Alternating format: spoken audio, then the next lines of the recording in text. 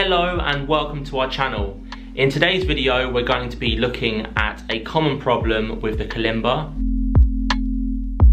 It's a problem that makes the key make a buzzing sound. When you press this key you can hear it doesn't sound good. It could be because this tine is too close to the other tines, and if this is the case then obviously you could move that away just by sliding it. It's still doing it. So it could be that the key's too stiff. So if we move it from left to right, that should reduce any stiffness. Let me try it. No, it still sounds bad. The only other problem that it could be is it could be slightly out of tune. So if we just wiggle it and go down ever so slightly, there we go. So that's how you fix a buzzing kalimba.